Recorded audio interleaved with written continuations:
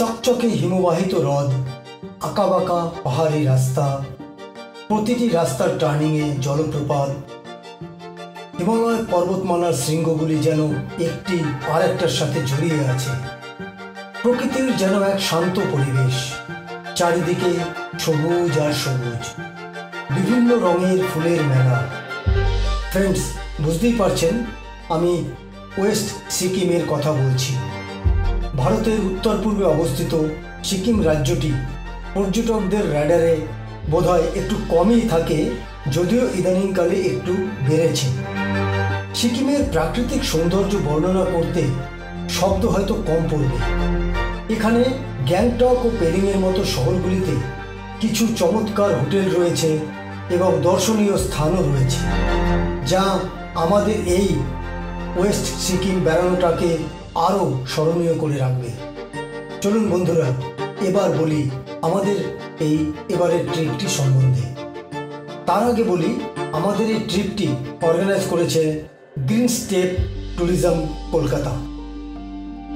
Link আপনারা description বক্সে পেয়ে যাবেন।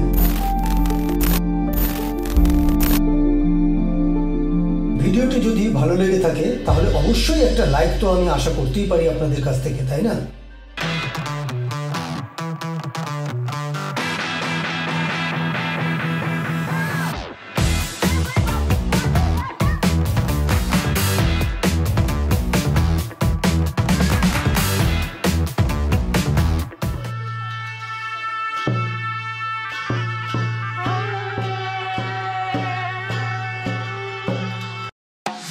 আমরা ওখরেতে পৌঁছে সেদিন লাঞ্চের পরে বেরিয়ে পড়ি লোকাল ভিলেজ ওয়াকে। পথে যেতে এখানকার লোকালদের একটি রিচুয়াল সেরিমনি চোখে পড়ল।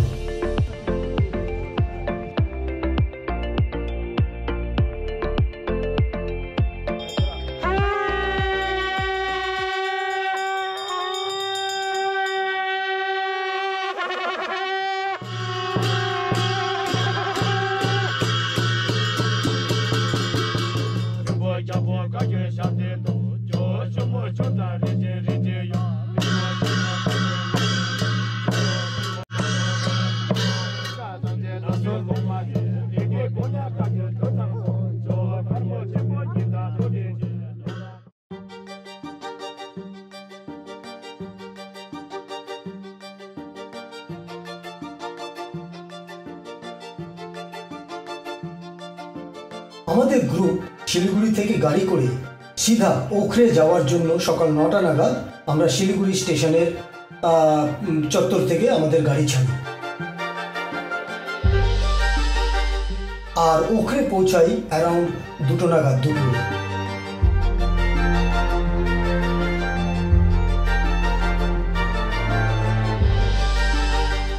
সিকিম আমিও এর আগে 2-3বার এসেছি, এখন গ্যাংটক, নাথুলা এইসব জায়গায় ঘোরা, বাট ওয়েস্ট সিকিমটা এইবার প্রথম এলাম। ইউটিউবে অনেক ভিডিও আছে এখানে দেখার মতো, রোডে ওখরে নিয়ে সুন্দর সুন্দর ভিডিও রয়েছে, দেখতে পারেন। এই ট্রিপে চেষ্টা করব কিছু সুন্দর জিনিস আনার। ওয়েদারটা একটা জিনিসই ফ্যান্টাস্টিক এখানে, মাঝে মাঝে সূর্য উঠছে, মাঝে মাঝে ডুবছে, মনে হচ্ছে যেন এই বুঝি বৃষ্টি আসবে।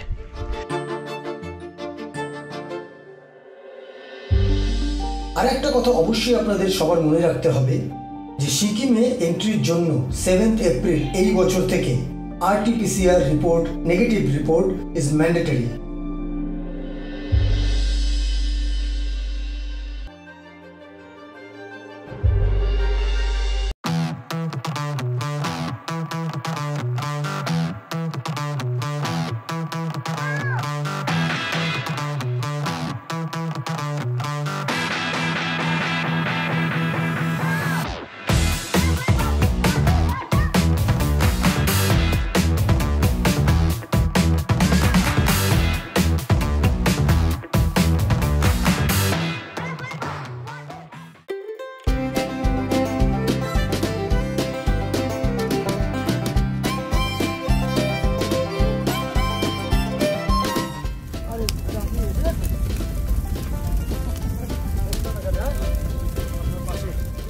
অত কাছে বসে আপনি তো পুরো একদম আরে আমি আপনার মতো কিছু পড়েছি, রোস্ট হয়ে যাবে। এই যে পুরো খালি মাথা।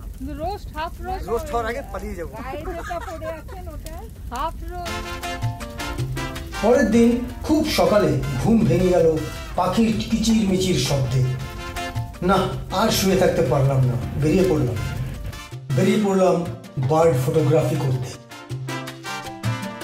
নামগুলো হয়তো বলতে পারবো না, কিন্তু কিছু ছবি তুলে ধরলাম এখানে।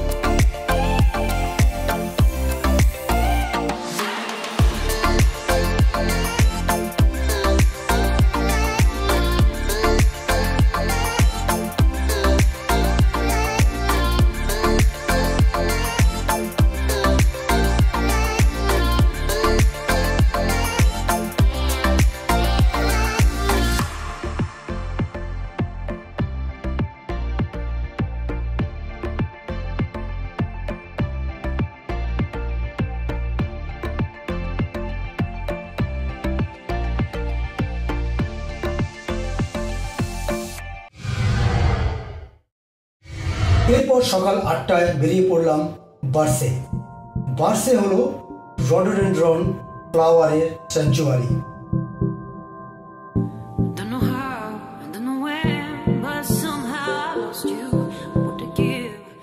আর এই রডোডেনড্রন স্যাংচুয়ারিতে যেতে গেলে এন্ট্রি টিকিট লাগে।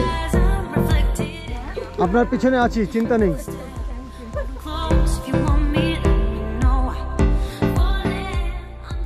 আর তার সাথে যদি আপনারা ভিডিও ক্যামেরা রাখেন, ডিএসএলআর ক্যামেরা, তাহলে ভিডিও ক্যামেরা প্রতি 800 টাকা করে এরা চার্জ নেয় কাউন্টারে।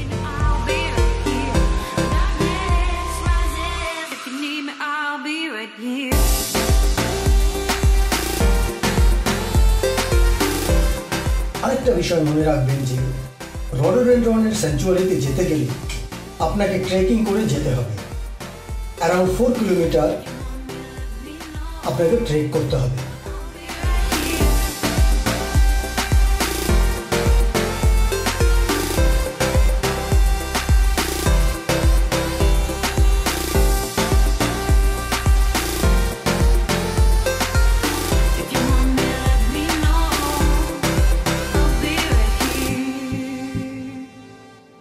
ট্রেকিং করে ফেরার সময় অবশ্যই এখানকার লোকাল রডোডেনড্রন ওয়াইন টেস্ট করতে ভুলবেন না একদম।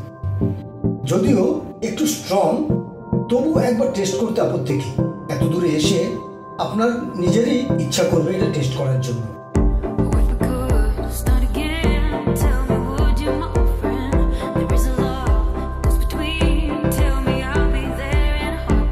ওয়েদার যদি ক্লিন থাকে, এখান থেকে আপনারা কাঞ্চনজঙ্ঘা পিকও দেখতে পাবেন।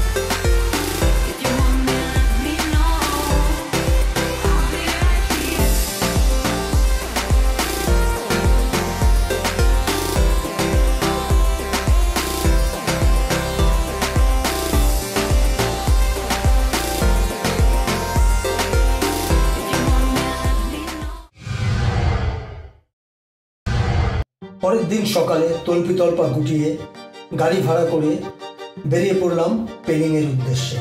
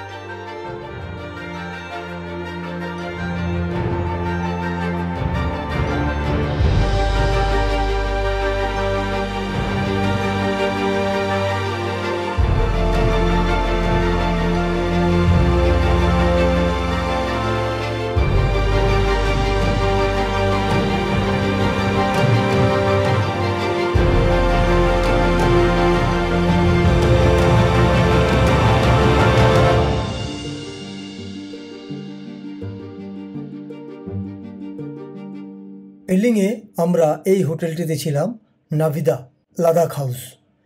হোটেলটি খুব সুন্দর, এর হসপিটালিটিও আরও খুবই ভালো। বুকিং করেছিলাম আমরা booking.com থেকে। ডিলাক্স রুম ৩৬০০ টাকা প্লাস ট্যাক্স। এখান থেকে কাঞ্চনজঙ্ঘা ভিউ অপূর্ব। প্রতিটা রুমেই অ্যাটাচড ব্যালকনি রয়েছে। ব্যালকনি থেকে বাইরের দৃশ্য অসাধারণ। দেখতেই পাচ্ছেন পুরো ফগ ওয়েদার। আমাদের আর কাঞ্চনজঙ্ঘা দেখা হলো না এবার।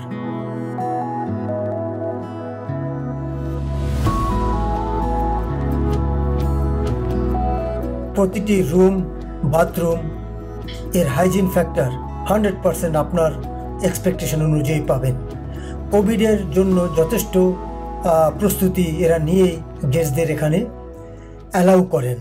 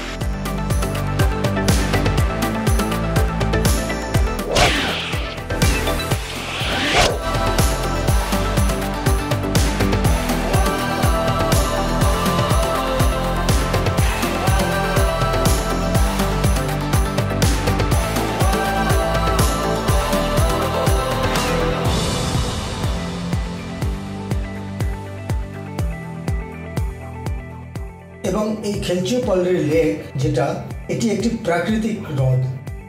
এই হ্রদটি হিন্দু ও বৌদ্ধ ধর্মীয় সম্প্রদায়ের কাছে খুবই সম্মানিত।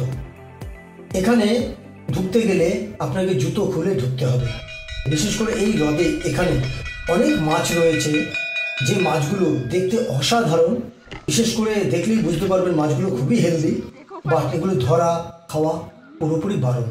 কেননা এই লেকটা হচ্ছে এদের কাছে হোলি ওয়াটার, এবং হোলি ওয়াটারের যে মাছ এরাও এটা পূজনীয়। এই লেকে ঢুকতে গেলে আপনাকে মাছের যেখান থেকে ঢুকবেন সেখানেই সেই সব দোকানে কিনতে পাওয়া যায় মাছের খাবার। অনেককেই দেখেছি মাছের খাবার নিয়ে ঢুকেছেন এবং লেকে দাঁড়িয়ে মাছগুলোকে সে খাবার ছিটিয়ে দিচ্ছেন আর মাছগুলোর উপরে চলে আসছে খাবার খাওয়ার জন্য।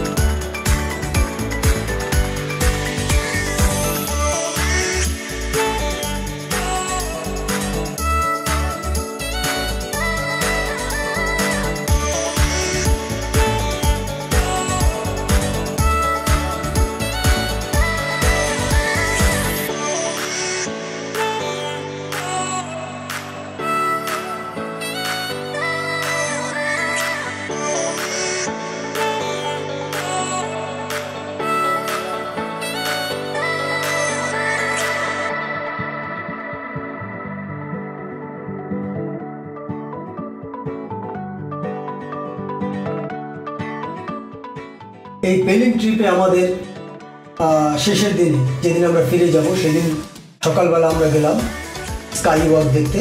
স্কাই ওয়াক খুব সুন্দর জায়গা, দেখার মতো, ফটোশ্যুট করার জন্য অসাধারণ জায়গা। এই স্কাই ওয়াক দেখেই আমরা এখান থেকে বিদায় নেব এবারে সিকিম যাত্রা শেষ করার জন্য।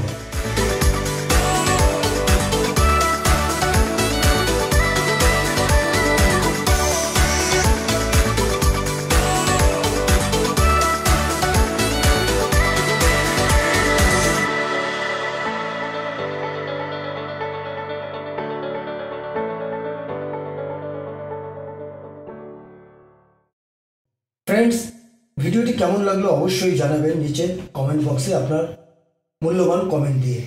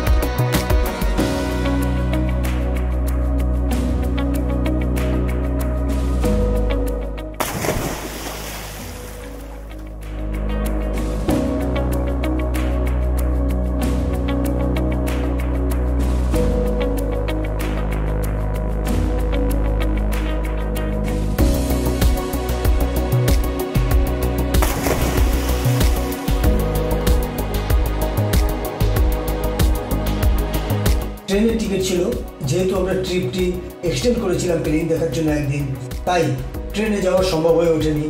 আমরা সামরিক পরিবহনের ভলভো বাসে স্লিপার ক্লাস বুক করে চলে এসেছি।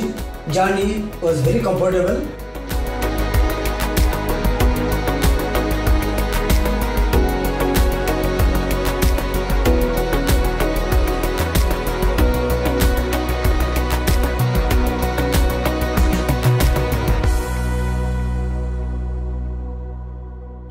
Friends, thanks for watching this video. আমার সাথে থাকার জন্য অবশ্যই চ্যানেলটিকে সাবস্ক্রাইব করে দিন। সঙ্গে থাকুন, সাথে থাকুন আর সবাইকে নিয়ে ভালো থাকুন। ধন্যবাদ।